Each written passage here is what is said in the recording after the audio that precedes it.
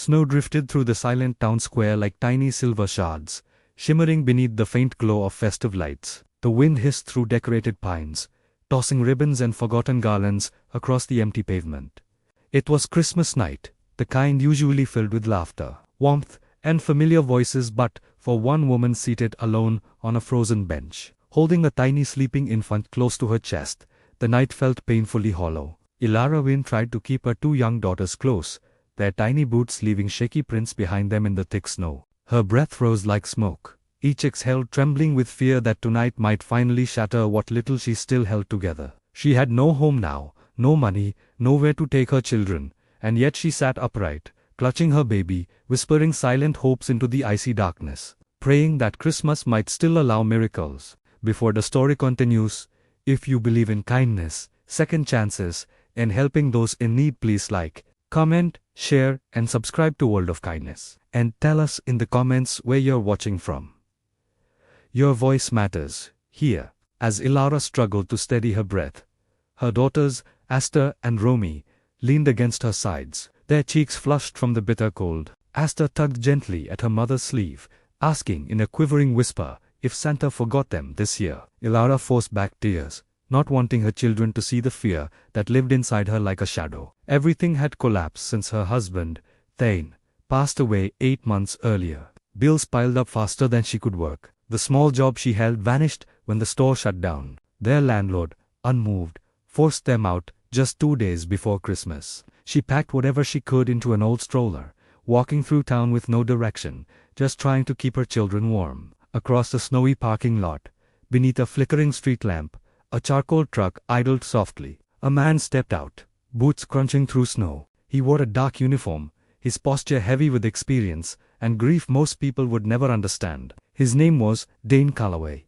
a recently retired military medic who had returned home only a week earlier after years overseas. He came searching for peace, but instead found familiar streets filled with unfamiliar loneliness. Beside him walked his service dog, a calm Belgian Malinois named Sentinel Loyal, alert, sensing every shift in emotion. Dane had been driving aimlessly, letting memories guide him. When he noticed the figure on the bench, then the children curled against her, the faint movement of a baby in her arms, he slowed without thinking.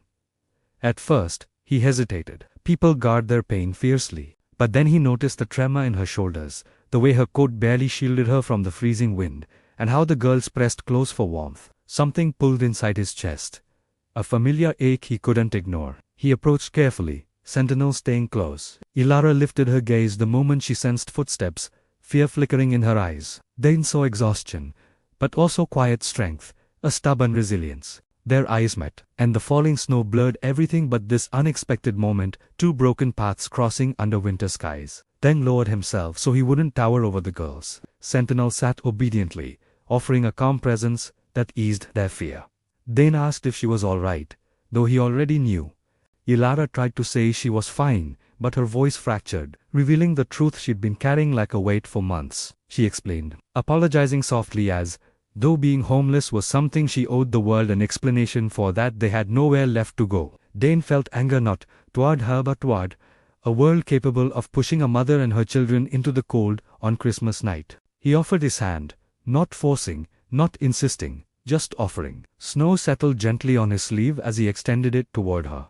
His voice was warm, steady, every word sincere. He told her she didn't need to apologize for surviving, that no mother should be here like this tonight. Then came the words that changed everything. Come with me. Ilara hesitated, not from distrust of him, but from mistrust of life itself. Every step forward felt like thin ice now. But when she glanced at her daughters, shivering, exhausted, they nodded gently, silently pleading. She looked back at Dane. She didn't see pity. She saw sincerity, safety, steadiness. Slowly she placed her hand in his. It was cold, fragile, but full of a quiet belief that maybe this night held more than despair. Dane guided them to his warm truck, helped the girls climb in, brushed snow from their coats. Sentinel settled near their feet like a watchful guardian. Dane didn't just drive them somewhere warm. He took them somewhere safe.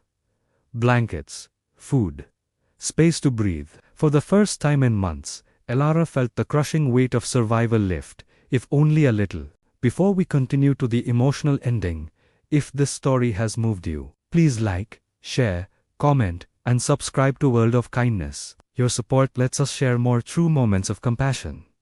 Days stretched into weeks. Slowly, carefully, Elara and her children began to heal. Dane didn't overwhelm them with generosity. He offered it quietly. He repaired the girls' torn boots, helped Elara find steady work, made sure the baby was warm and fed. Elara began to smile again.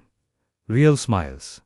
The kind she thought she'd lost forever. Dane found purpose again, healing, not just himself, but helping an entire family find their footing. Christmas night had brought them together in darkness, but it also lit a path shaped by compassion and second chances. Before this story closes, tell us in the comments which moment touched your heart most. By spring, the snow melted into soft soil, the fields turning green. Elara watched her daughters laughing with Sentinel in Dane's yard, and something bloomed inside her: gratitude, safety, and a new, gentle spark she hadn't felt since before her world fell apart. Dane stood beside her, hands tucked into his pockets, watching the children play with the softest smile. They didn't speak because sometimes miracles arrive quietly, without grand announcements. Sometimes families are discovered in the unlikeliest moments. And sometimes, one act of kindness on a cold Christmas night becomes the beginning of a lifetime filled with hope, healing, and heart.